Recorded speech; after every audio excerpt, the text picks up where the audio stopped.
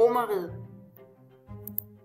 Rom blev grundlagt i år 753 før Kristi fødsel af to tvillingebrødre, som hed Romulus og Remus. De to brødre enedes faktisk ret godt, men på et tidspunkt kommer de op og slås, eller op og skændes. Og det ender med, at Romulus han bliver så rasende på Remus, fordi at Remus han har gjort grin med et byggeri, en mur, som Romulus er begyndt at bygge. Og det bliver Romulus så vred over, at han simpelthen slår sin bror ihjel. Og efter han har slået sin bror ihjel, så bliver Romulus altså konge over det, der hedder Rom. Og det er faktisk deraf, navnet Rom kommer fra Romulus. På det her tidspunkt var Rom ikke nogen stor by, og Romerriget eksisterede ikke som så. Men man kan sige, at det her var starten på storhedstiden for Rom. Romulus gjorde det, at han oprettede en ny form for hær. Og den her hær bestod af legionærer. Og legionærer, det var betegnelsen for den enkelte soldat. En legionær, det var typisk en ugift mand, som var mellem 18 og 23 år. Det var, at når man var i den romerske hær, så fik man ingen løn. Ikke når man bare var almindelig legionær, så fik man ingen løn. Det var ikke helt fair, fordi at legionærerne de skulle selv købe deres udstyr. Hvad de nu skulle bruge af våben og rustninger og skjolde osv., det skulle de altså selv købe. Da Romulus havde siddet 37 år som konge over Rom, befandt han sig en dag, den 5. juli faktisk, 716 år før Kristi fødsel, befandt Romulus sig i Rom. Pludselig skete der det, at der opstod en sandstorm, og himlen den blev helt sort, og befolkningen de flygtede simpelthen i rejsen. Da de kom tilbage, og sandstormen var overstået, så var deres konge, Romulus, han var sporløst forsvundet fra jordens overflade.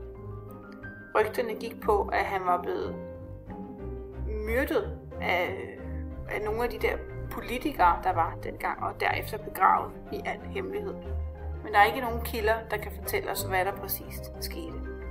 Efter Romulus' død, så kommer der en række af konger, som regerer Rom, og det kommende Romerrige, dem springer vi let og elegant henover, men laver lige et nedslag 86 år før Kristi fødsel, hvor der er en romersk general, Gaius Marius hedder han, som faktisk gør forholdene for legionærerne bedre.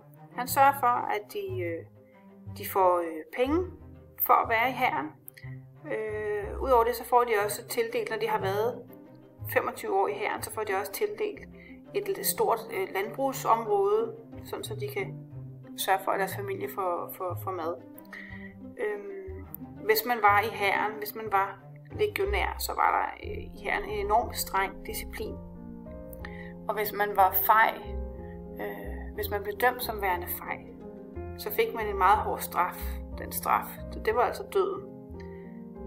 Man måtte heller ikke falde i søvn, hvis man nu var på post, og hvis man så faldt i søvn, så blev man også straffet rigtig, rigtig hårdt.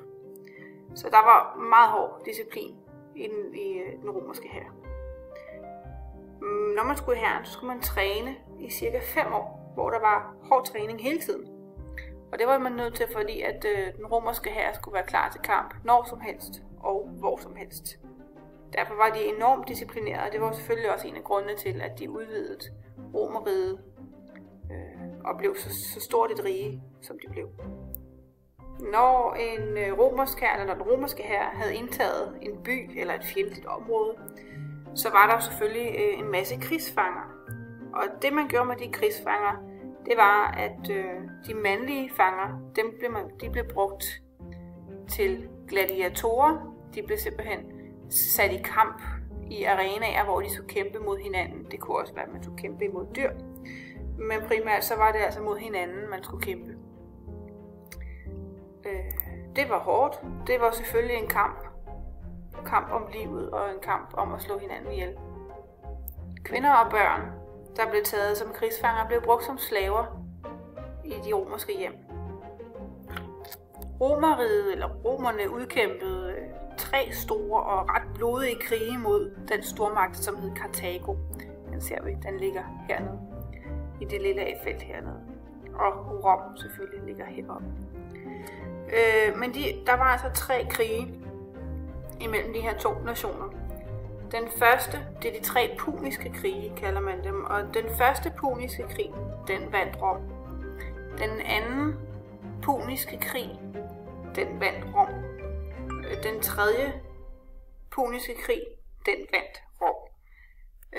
Men vi springer lige tilbage til den anden puniske krig, for det er en af de mest berømte krige, og det er fordi, at der var der en feltherre, som hed Hannibal.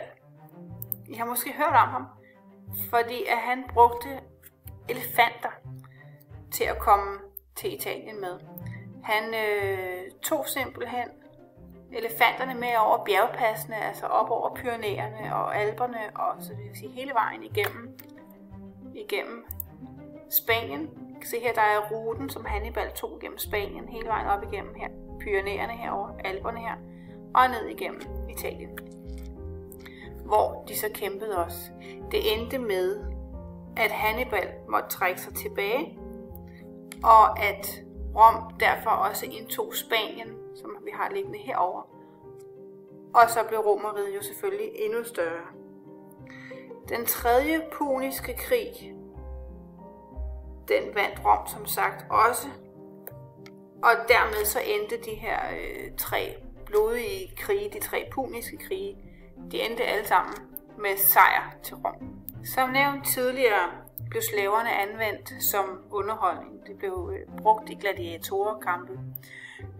Ligesom vi i dag går i biografen, eller går i teateret, går til koncerter og ser film på computer osv., så var underholdningen dengang kunne blandt andet bestå af at gå til en gladiatorkamp, hvor slaverne jo så skulle enten kæmpe mod hinanden, men tit og ofte så var det også imod vilde dyr, altså tiger og løver, og der var der jo rigtig mange, der blev simpelthen flået ihjel af de her dyr.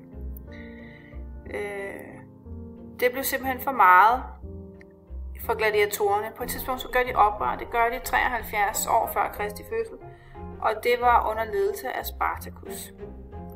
De kæmpede i 2 år faktisk. 2 år kæmpede de imod romernes hær, men til sidst så vandt de romerske soldater over slavehæren, som ellers bestod af 21.000 gladiatorer. Men den romerske hær vandt, fordi de havde langt bedre våben, og de havde også en bedre disciplin. Der var 6.000 gladiatorer, som overlevede den sidste kamp, og for at straffe dem og for at komme med et eksempel, eller statuere et eksempel, så blev de her 6.000 gladiatorer, de blev korsfæstet på levende langs på hovedvejen, der førte ind til Rom. Gaius Julius Caesar, han er en af de mest berømte diktatorer fra Romerriget, som vi kender til i dag. Han kom egentlig ikke fra nogen specielt rig eller magtfuld familie, men hans far døde ret tidligt. Han døde, da han var 15 år, men Caesars mor sørgede for, at han fik sig en god uddannelse. Senere hen så blev han gift med forskellige kvinder og blev skilt, og hvad ved jeg. På et tidspunkt så tager han i hæren. Han går simpelthen i hæren. Det er fordi, at der er noget med en af konerne, og som vil skille, så det vil Caesar ikke. Så han tager simpelthen i militæret for at komme lidt væk fra det hele. Det viser sig jo senere hen, at det er en rigtig god beslutning. På et tidspunkt, hvor Caesar han har opnået rigtig mange sejre rundt omkring i Europa. Han har blandt andet erobret hele det, der hedder Gallien, altså Frankrig, noget Frankrig. Det er det, som vi også hører om i Asterix og Obelix tegneserierne. Og på det tidspunkt, der er Julius Caesar altså en meget magtfuld feltherre. Han bliver uvenner med en af de andre feltherrer i Romerriget, som hedder Pompeius. Og på et tidspunkt så tager senatet, altså det der svarer til vores folketing i dag, de beordrer Julius Caesar til at opløse sin hær, og det nægter han. I stedet for at opløse sin hær, så sætter han simpelthen hele sin hær efter ham, Pompeius, som han er blevet uvenner med. De kommer blandt andet til det nordlige Italien, hvor at Caesar håber på at kunne tale med Pompejus, men det går ikke, som han havde håbet. Derefter så fortsætter Caesar og hans hær til Spanien for at tilintetgøre Pompejus' hær.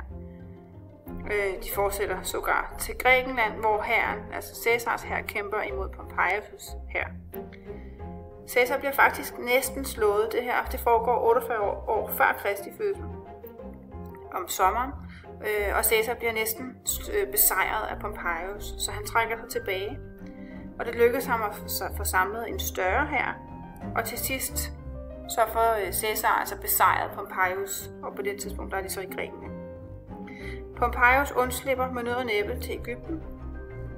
Der bliver han så senere slået ihjel af en officer, en soldat dernede. Men det har altså den betydning for Caesar, at han nu bliver konsul, og han bliver simpelthen diktator i Rom på livstid.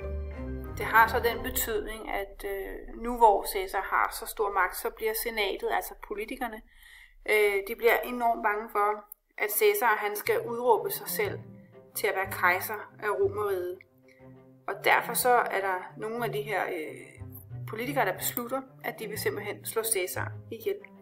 Han bliver slået ihjel i det, der hedder Pompejus Teater, og der er omkring 60 medlemmer af senatet, der er med til at stikke Caesar til døde med knive. Et af de mest berømte citater, vi har fra Caesar, det er det, der hedder Veni, Vidi, Vici. Og det betyder, jeg kom, jeg så, jeg sejrede. Og det kan man sige, det passer jo rigtig fint i hans tilfælde.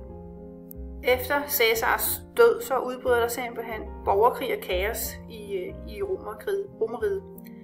Og først så bliver det simpelthen Marcus Antonius, en af Caesars rigtig gode venner, og hans grandnevø, der hedder Gaius Julius Caesar Octavius, eller Octavianus, han bliver bare kaldt for Octavian. De kæmper sammen, og de beslutter sig for at hævne sig på Julius, altså Caesars morder. De beslutter sig også for, at de vinder, og de beslutter sig for, at de tager simpelthen magten i Romerriget. De deler magten, og Octavian han bliver leder af den vestlige del af Romerriget, og Antonius bliver leder af den østlige del af Romerriget. Der går ikke lang tid, så bliver Octavian uvenner, og der udbryder simpelthen borgerkrig.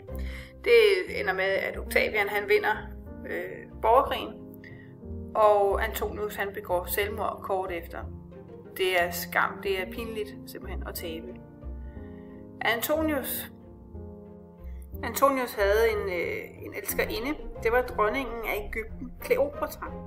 Hun nægtede at overgive sig til Octavian, og derfor så begik hun også selvmord. Det er også et af de meget berømte selvmord, fordi hun begik selvmord ved at lade sig blive bidt af en koberslange. Men i og med, at hun gjorde det, så fik Octavian også magten over Egypten, og Romerriget havde dermed udvidet riget til også at indbefatte Egypten.